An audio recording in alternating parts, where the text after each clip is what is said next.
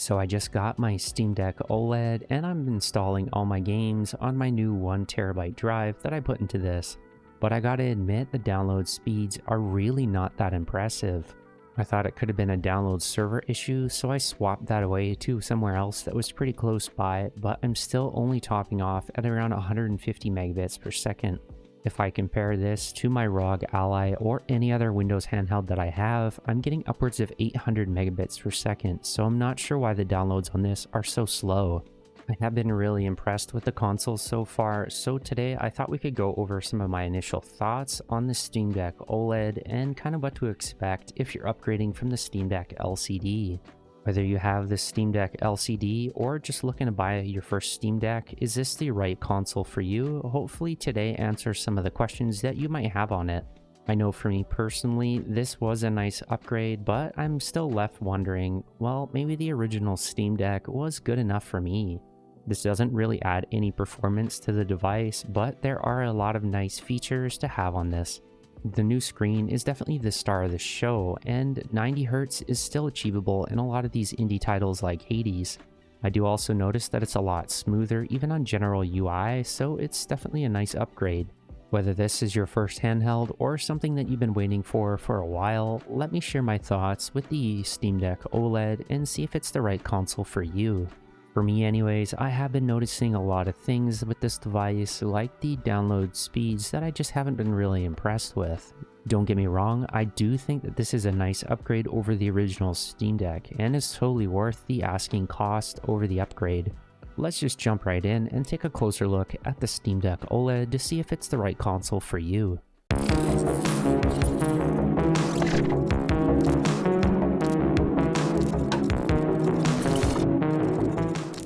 Right off the bat, I feel comfortable saying that if the only issue with the original Steam Deck for you is the panel, then you're going to be pretty impressed with this. I had 3 issues with the original Steam Deck, and this resolves one of them. Out of every handheld that I've tried, the Steam Deck OLED has the nicest screen, hands down. Absolutely no questions asked. This is so vibrant and bright that nothing else that I have ever tried comes even close to this level of display.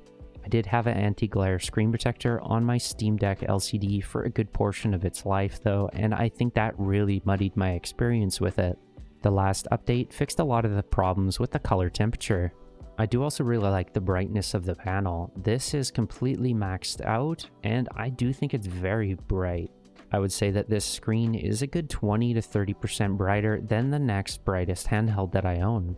Ever since that update though, I do think that the original Steam Deck got a lot better. Now that we can set the color temperature to 6500 Kelvin, it does look a lot more accurate on both. If I show you this on my original Steam Deck, I think you're still going to be very impressed. This is the original LCD Steam Deck at 6500 Kelvin, and this is the OLED Steam Deck. Both of these devices are max brightness right now, and both of them are also on boosted. The color temperature looks very different. I do think that both of these displays look absolutely great with a glossy screen protector. This is the same screen protector, so this is the AM film screen protector on both. But yeah, I don't really see any issues with either device. This is a lot brighter, but this is also still really bright. If anything, this just makes me realize how good that the original Steam Deck was. Obviously, being OLED, you do get perfect black levels, but the black levels don't look too bad on this one either. It's very interesting to see both of these in person side by side like this. When I pulled that screen protector off my old unit and put something glossy on there, everything changed. I was extremely happy to use the Steam Deck, and it actually started being used. When I got my OLED Steam Deck, I was still really happy with it either way.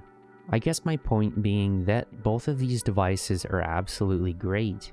In this hobby, I do find that people upgrade quite often, but I think this is still a really good device with either screen, and you can't really go wrong. There are other subtle changes to the Steam Deck OLED which you can take a look at, including the joysticks. My Steam Deck OLED currently has an issue where you move the joysticks and it'll click. So I'm not sure why it's doing that, but I hope that goes away eventually because it's kind of annoying. The caps are also different, and there's a few other subtle differences. We can take a closer look at those right after this. However, screen quality alone, if I'm just looking at brightness and color quality, I do think both of these displays are still really good. Obviously OLED is better, but I'm just saying both of these displays are great, and I don't think that people are going to be bothered by the old panel. I did have some light bleeding in the bottom left corner on my old panel, and that wasn't great. The black uniformity on the Steam Deck OLED is absolutely perfect. One issue that they did not fix on the Steam Deck OLED is the joystick grinding. The joysticks on the Steam Deck OLED do not have an anti-friction ring around them, so this joystick will wear away at the edge of this shell here. If you don't want that to happen, I'll leave a link to these joystick protectors in the description below, and I highly recommend checking them out. I have these on both my Steam Decks, and ever since putting them on there, I do find them a lot smoother overall. The joysticks do make a very subtle click if I move them ever so slightly off center. So I'm not really happy about that, but as mentioned, I really hope that that just kind of goes away after time. Either way, the joysticks, to me anyways, are very similar. We do also get these new caps, and these new caps are slightly concaved, and they're also more grippy. This is a nice upgrade, but I do think that the old joysticks were fine, and you can make them a little grippier with some joystick caps. The D-pad did get a nice little upgrade, and I feel like it's slightly more refined. It's still very similar though, and it's really hard to describe the upgrade. It does feel a little tighter though, so that is not a bad upgrade. I do really like this red accent on the power button. And the LED up here is pretty nice to have too. This can also change colors now. I am also noticing significantly quieter fan noise, and this doesn't feel as hot as it did on the old unit. So that's pretty nice to see as well. A couple other YouTubers reported at least 10 degrees Celsius temperature drops, and I definitely believe that. I've been seeing that as well on mine. If you've never used a 90Hz display or anything over 60, it's really hard to describe. Everything feels way smoother. This does also really help your general gaming experience. I find there are actually very few games that I want to play on this device that can actually hit 90 FPS, but for the most part, it's a lot of indie titles. 90Hz is a very good balance between 60 and 120. This also helps you get some excellent battery life while maintaining a smooth frame rate on your display. You're going to notice it a lot more jumping from 60 to 90 than you would jumping from 90 to 120. I really don't notice a refresh rate difference between this and the ROG Ally, and that's a good thing. I also just noticed a nice jump in my download speeds up to 260 megabits per second. This could just be because we're talking about it. I'm just kidding, but I have no idea why that's decided to work a lot better all of a sudden. This is still a record and currently the fastest download that I've seen on this device. It doesn't come anywhere close to the download speeds that you're going to be seeing on Windows handhelds like the ROG Ally and the Neo Air. The performance is kind of where I find the Steam Deck being limited the most right now. We're looking at around 45 FPS here on Remnant 2, whereas the ROG Ally is sitting at a comfortable 60 to 61 FPS. That's also because the ROG Ally can boost upwards of 30 watts, whereas the Steam Deck can only hit 15. So there's definitely benefits to having either or. I also don't think that the colors look worse on either device. They're both really good. Obviously, the Steam Deck OLED is going to have a nicer display. We've hit a point here where I think this looks great on either device, and you really can't go wrong with either. Another interesting thing is I'm noticing that the temperatures on the Steam Deck are hitting 71 degrees, whereas on the ROG Ally, they're hitting around 76. The fan on the ROG Ally is definitely louder right now, but it's not necessarily loud by any means. I do think that the fan on both of these devices is excellent. I think the Steam Deck OLED with the Z1 Extreme would be a pretty awesome device. Or if you had the ROG Ally with an OLED display, even if we had to drop that down to 90Hz, I think that would also be a really nice upgrade. Maybe in the ROG Ally 2, or the Steam Deck OLED 2. It's just interesting to see that we've hit a point like this where you can play games on all these devices and you're still going to have a great experience on either. Since I was a primary PC gamer before moving to handhelds, I do find myself gravitating towards the Ally more just as it's going to hit that 60 FPS mark. However, 45 to 50 FPS, as long as it's consistent, it doesn't bother me whatsoever. These are both really good devices. I think you're going to be happy with the Steam Deck OLED.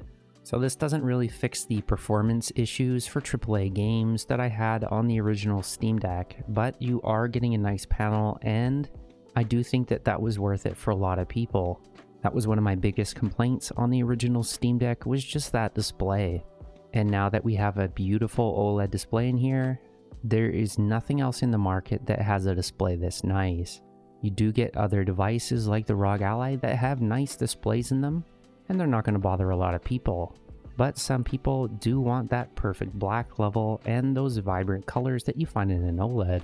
If I had to pick one, I really couldn't, because both of these devices offer such good benefits. I really think that both of them are excellent.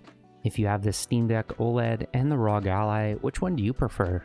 I think I would still pick the ROG Ally just because I like playing a lot of AAA games away from the house, and that's not something that the Steam Deck OLED is capable of in a lot of situations. But of course, that's just a me thing, and I think both of these devices for anybody are going to be great devices. You really can't go wrong with either. I do wish that the ROG Ally was slightly brighter. I do find this image slightly darker, obviously, than the one on the Steam Deck OLED, and that's because this is a way brighter panel. Games like this as well, you can see that there's a lot more detail that you're missing in the shadows on the ROG Ally. This also looks pretty detailed still too, as both of these are running the same settings on 720p. We are here to talk about the Steam Deck OLED, however, and I do think that if the main reason that you hated the original Steam Deck was the display alone and you're fine with the performance, I think you'll be very happy with the Steam Deck OLED. Try the new update first, because I think that this new update really fixed a lot of the issues with the old Steam Deck LCD. What do you guys think about the performance on the Steam Deck? Is it good enough for you in most gaming situations? Are you fine with 45 FPS? I put out a poll a while ago, and it seems like most people still aim for 60. But if you're fine with 45, it's going to be interesting to see what's going on in the next couple years in this market. These devices are always changing, and there's always new stuff coming out. I do think that I'd be pretty happy playing this game at 40 FPS. Even the Nintendo Switch, I don't even mind playing at 30, it's just hitting that consistent frame rate that's a problem. When devices like the Steam Deck cannot maintain a solid FPS, that becomes the issue. Because we're hitting a low of 40 Hz, we do want to drop that down to 40 FPS. This in turn makes the screen run at 80 Hz. So it's really worth playing around with the settings to see what works for your games. Seems like the rumble is also improved on this new OLED model. It's pretty nice. I don't really use rumble in games, but I'm starting to use it again. I haven't really used it since the Dreamcast era, so it's kind of nice to come back to it. Regardless, what do you guys think of the Steam Deck OLED? Did you pick one up, and what are your thoughts on it? As mentioned before, I do think that this device here is for people that were specifically bothered by the display on the Steam Deck LCD. If that was the only issue that you had on the original Steam Deck, I definitely think you're going to be happy with this device. As for me, I kind of wish it had a few more upgrades, as the price definitely wasn't cheap at around 750 Canadian. Adding the 1TB upgrade in there brought it closer to 850, and that's a lot of money. At that price, I do think that for me personally, the ROG Ally is just the better buy. But for a lot of people, if you want that nice display, there's nothing better than the display on the Steam Deck OLED, and that makes this a very compelling buy. I'm extremely happy with the Steam Deck OLED, and I definitely don't regret buying one.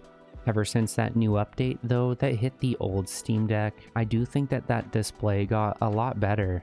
I don't find myself needing Vibrant Deck on this display, and I don't find myself needing it on the old display with that new update.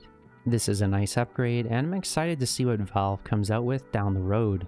If you bought the Steam Deck OLED, make sure to let me know in the comments below what you think about it. I don't think that it replaced my original Steam Deck in any means, and I still love this device. I'm going to be happy playing either Steam Deck for many years to come, I think. As games get more demanding, I do think that these consoles are still going to be great for many years to come in terms of emulation or indie gaming. You're also going to be able to play some old AAA titles on these games for many years to come. I think a lot of companies are going to have to try to catch up in this market because Valve just set a new gold standard for displays. I'm really hoping that we see a ROG Ally 2 with an OLED display or something nicer. I do hope that future x86 devices also have better displays as well.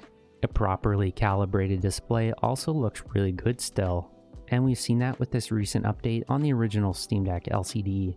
Make sure you let me know your thoughts on the original Steam Deck and the Steam Deck OLED in the comments below. Make sure to subscribe so you don't miss any future videos, and as always, thanks for watching.